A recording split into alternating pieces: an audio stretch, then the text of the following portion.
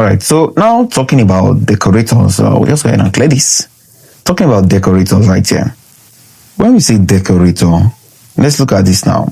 Let's look at this function here. I can say def my decorator. So I have this function right here now. Right, I have this function right here. And I say now, a decorator is just a function. It takes a function as input. And that func parameter that it takes as input, inside it defines a wrapper function that will run the code before and after calling the original. Then it returns the wrapper itself. So now this is the wrapper here now. It takes this function as a parameter now. Right? This is the wrapper right here now. See, something happened before the function is called. This is something happened after the function is called. So this is the function we want to run. But it takes this function, it can do something before the function is called and do something after the function is called. So it will wrap this function with some sequence of code to run before or after or both the function is called. That's how decorator works. So now, if we want to apply it now, what we do here now is use the @ symbol. We use the @ symbol to apply this. So let's say I have another function called say hello, and what this function does is just print out hello now. So applying this decorator to this function is going to say, okay, now just like saying say hello now is equal to my decorator say hello. So here now I'm not using any @ symbol. So if I just go ahead and say hello right here. So if I should run this code now by just calling the say hello code, I'm just getting hello, right? But if I should try to run the one with the decorator right here, decorator say hello, we are going to see that it trapped this function with something right here. So I'll go ahead and comment out this first say hello, so we can just focus on the decorator say hello. And if we focus on the decorator say hello right here, we get something is happening before the function is called, then hello, something is happening after the function is called. Right, so we see how decorator works in that manner. Right, so if you now want to rewrite this now using the act syntax itself, we will see how this is going to work. So what I'm just going to do right here is say my decorator. So I won't have a need for this or this. So if I should just run this that I initially run without this my decorator, and it works in that way, if I run this again now, we see that it's going to call the decorator. So we can see that, okay, now same output from using my decorator above function is identical to just saying decorator here now. See, like decorator hello is equal to my decorator say hello, right? Because this take a function as a parameter, then before it calls the function, what it does is that it prints something up above and below when the function is called. But here now when I just wrap it around this decorator, it still did the same thing, right? So can we just write, if we now try to do something here now, so I'll just go ahead and erase all these, and let's try to see, can we write a decorator, a timer using a decorator? So what I'm going to do here now is go ahead and say, let's say I want to import time. Okay, then I want to import also functools. Then what I want to do is have a function timer. Then this function timer takes in a function too as a parameter. Then functools right here dot wraps. So what this does is wraps itself around func itself, then def wrapper, then timer.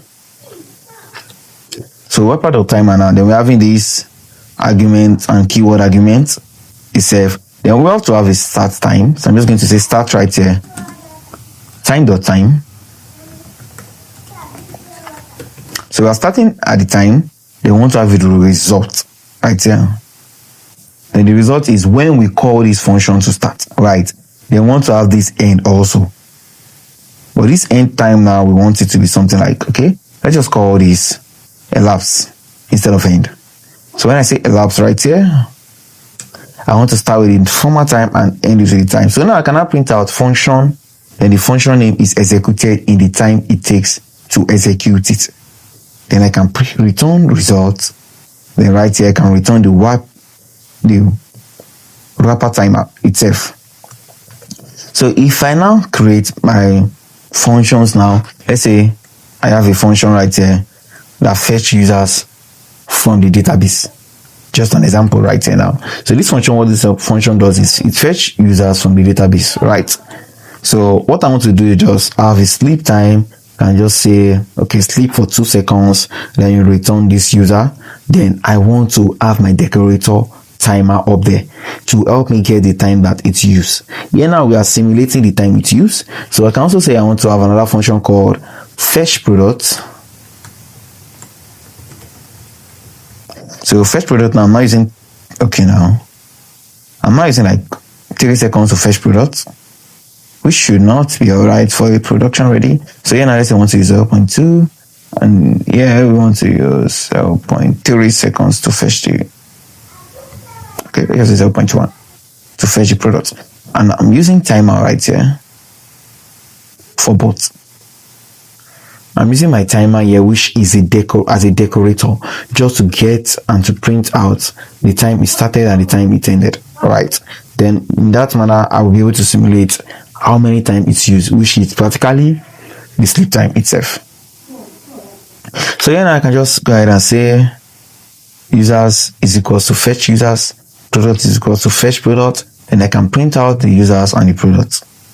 Right. So you can see this wrapper right here now, what it's going to do for us. So if I run this now, you can see that function fetch users executed in 0.2 seconds, starts 10 milliseconds extra, like 0.2 milliseconds, that's 0.2 seconds, right? Then fetch product executed in 0.1 seconds. Here now we can now see like the user, you can see the user that was printed, the error that was printed. Notice that the function wrap tools is always included inside the wrapper without it. Can you see this now? We say wrapper instead of the original function name, which makes debugging a nightmare. So one line can always add it. So when you see now, like one line can always add this. So instead of you trying to include this every time you are creating a function, one and get these things solved, and it's all right for you. So I'm just going to use this as a comparison also right here. So let me just rename this to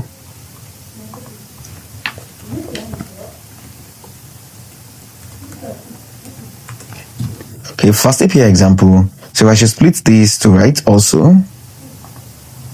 So now I can see what decorators are. What's so now here I can just look at, let's just say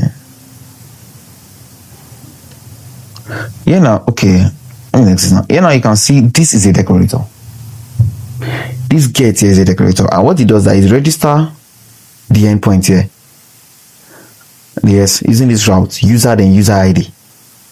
It registers it there and it uses it to work, to create the route, right?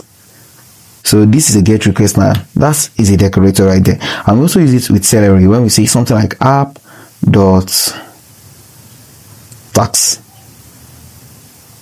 Let's say app.tax, and we have a function that does the function we are trying to run. That's like Celery running something in the background. We also use it for PyTest. When we say something like PyTest.fixture to create a reusable test setup. So you can see that every one of these is exactly what we just built. A function that is being wrapped by another function. We can see the app.get now that takes the route handler now. It traps it with a request pacing validation, response formatting, and open API registration. So now you can see that automatically when you work with Fast API, once you have this, your Open API documentation is created already, your Swagger docs. So this is what happens. And even when you create using login, when you're working with Django, you have something like login required. When you do something like this, is enforcing that the login is taken, the user is authenticated before is able to hit these endpoints. And that is how we work with decorators. So decorator is simply a function that takes another function as input and return a modified version of such function. Using the add syntax is the sugar code for f is equals to f decorator, then taking the f as a function. All right. So next we are going to be talking about context manager. So this is Python's guaranteed that cleanup code run every time when exception happen. All right. So let's see how we are going to work with context manager.